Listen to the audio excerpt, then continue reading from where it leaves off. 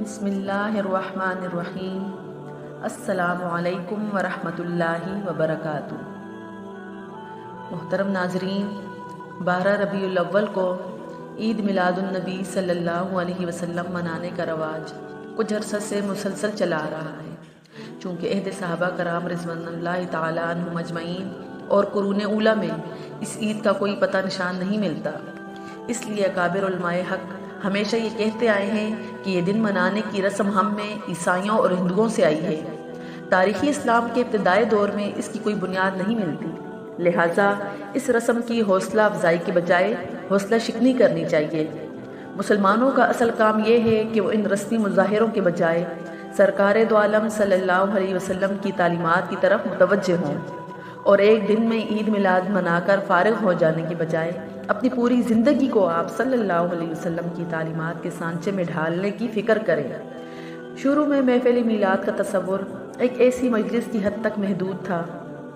جس میں نبی کریم صلی اللہ علیہ وسلم کی ولادت باسعادت کا بیان کیا جاتا ہو، لیکن انسان کا نفس اس قدر شریر واقع ہوا ہے کہ جو کام وحی کی رہنمائی کے بغیر شروع کیا جاتا ہے وہ ابتداء میں خواہ کتنا مقدس نظر آتا ہو، لیکن رفتہ رفتہ اس میں نفسانی لذت کے مواقع تلاش کر لیتا ہے اور اس کا حلیہ بگاڑ کر چھوڑتا ہے۔ چنانچہ اب اللہ کے محبوب ترین پیغمبر صلی اللہ علیہ وسلم کے مقدس نام پر جو کچھ ہونے لگا ہے، اسے سن کر پیشانی ارک ارک ہو جاتی ہے۔ ہر سال عید میلاد النبی صلی اللہ علیہ وسلم کے نام سے صرف کراچی میں ظلم و جہالت کے ایسے شرمناک مظاہرے کیے جاتے ہیں کہ ان کے انجام کے تصور سے روح کانپ اٹھتی ہے۔ مختلف محلوں کو رنگین روشنیوں سے دلہن بنایا جاتا ہے اور شہر کے تقریباً تمام ہوٹلوں میں عید میلاد النبی صلی اللہ علیہ وسلم اس طرح منائی جاتی ہے کہ لاؤڈ اسپیکر لگا کر بلند آواز سے شب و روز ریکارڈنگ کا طوفان برپا رہتا ہے۔ بہت سے سینما عید میلاد کی خوشی میں سینکڑوں بلب لگا کر ان اخلاق سوز اور برہنہ تصویروں کو اور نمایاں کر دیتے ہیں جو اپنی ہر ادا سے سرکار دو عالم صلی اللہ علیہ وسلم کے احکام کی نافرمانی کی برملا دعوت دیتی ہیں، اور انہی مقامات پر انسانیت کی تصویروں کے سائے میں شاید تبرک کے خیال سے خانہ کعبہ اور روضہ اقدس کی تصویریں بھی لگا دی جاتی ہیں۔ ایک محلہ میں قدم قدم پر روضہ اطہر اور مسجد نبی صلی اللہ علیہ وسلم کی شبیہیں بنا کر کھڑی کی جاتی ہیں، جنہیں کچھ بے فکر نوجوان ایک تفریح گاہ کے طور پر استعمال کرتے ہیں، اور کچھ بے پردہ عورتیں انہیں چھو چھو کر خیر و برکت حاصل کرتی ہیں۔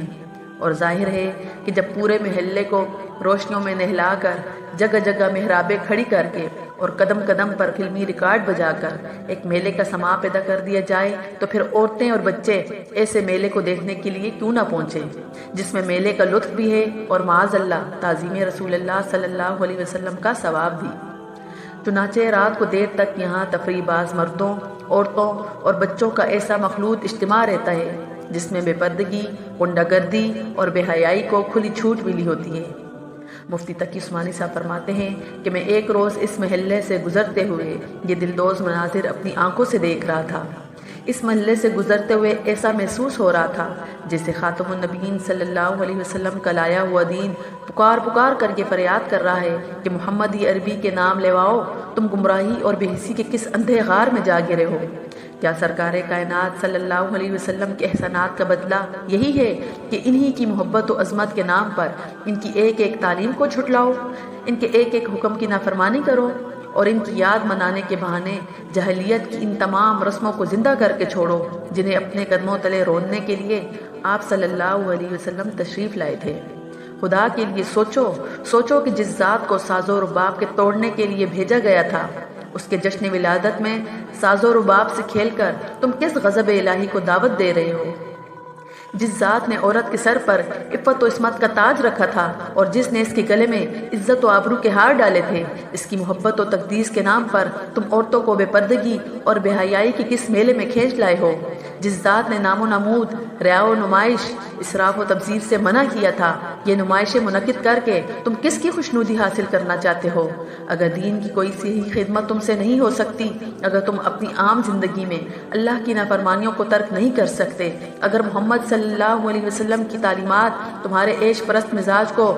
بار معلوم ہوتی ہیں تو تمہاری زندگی کے بہت سے شعبے اس عیش پرستی کے لیے کافی ہیں۔ خدا کے لیے اللہ کے محبوب ترین پیغمبر صلی اللہ علیہ وسلم کے نام پر ہوا و ہوس کا یہ بازار لگا کر اس نبی رحمت صلی اللہ علیہ وسلم کی تعلیمات کا مذاق تو نہ اڑاؤ۔ اس کے تقدس اور پاکیزگی کے آگے فرشتوں کی گردنیں بھی خم ہو جاتی ہیں۔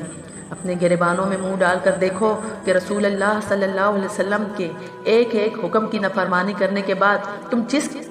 کس چیز کی خوشی میں اپنے در و دیوار پر چراغاں کر رہے ہو؟ کیا تمہیں اس بات کی خوشی ہے کہ تم اپنی عملی زندگی میں اس دین برحق کی کوئی قدر صحیح سالم نہیں دیکھی؟ لیکن جو عیش و نشاط کی گونجتی ہوئی محفلوں میں کون تھا جو دین مظلوم کی اس فریاد کو سن سکتا؟ جن لوگوں کا مقصد ہی اس قسم کے ہنگاموں سے عیش و نشاط کا سامان پیدا کرنا ہے، ان کا تو کوئی ذکر ہی نہیں۔ لیکن جو لوگ واقعتاً حضرت صلی اللہ علیہ وسلم کی تعظیم و محبت ہی کے خیال سے اس قسم کے جشن مناتے ہیں، وہ بھی یہ بات فراموش کر رہے ہیں کہ اسلام اور اکابر اسلام کو دوسرے مذاہب اور ان کے پیشواؤں پر قیاس نہیں کیا جا سکتا۔ اسلام نے جہاں ہمیں ان کی تعظیم اور ان کے تذکرے کو برقرار رکھنے کا حکم دیا ہے، وہاں ہمیں اس کا طریقہ بھی بتایا ہے کہ یہ وہ دین حق ہے جو ہمیں دوسرے مذاہب کی طرح رسمی مظاہر میں الجھانے کے بجائے زندگی کے اصل مقصد کی طرف متوجہ کرتا ہے، اور اس کے لیے یہ اکابر اس دنیا میں تشریف لائے تھے۔ ورنہ اگر اسلام بھی دوسرے مذاہب کی طرح ان رسمی مظاہروں جلوسوں کی طرح جانا جاتا تو آج ہم اس بات پر فخر محسوس نہ کر سکتے کہ ہمارا دین بفضلہ تعالیٰ اسی شکل میں محفوظ ہے جس شکل میں حضرت صلی اللہ علیہ وسلم اسے لے کر دنیا میں تشریف لائے تھے۔ اس کی وجہ یہ ہے کہ جب کسی مذہب کے پیروکار محض ظاہری رسموں اور نمائشوں میں الجھ جاتے ہیں تو رفتہ رفتہ اس مذہب کی اصل تعلیمات مٹتی چلی جاتی ہیں، اور بالآخر بے جان رسوم کا ایک ایسا ملغوبہ فضول چیزوں کا انبار باقی رہ جاتا ہے جس کا مقصد نفسانی خواہشات کی حکمرانی کے سوا کچھ نہیں ہوتا، اور جو مادہ پرستی کی بدترین شکل ہے۔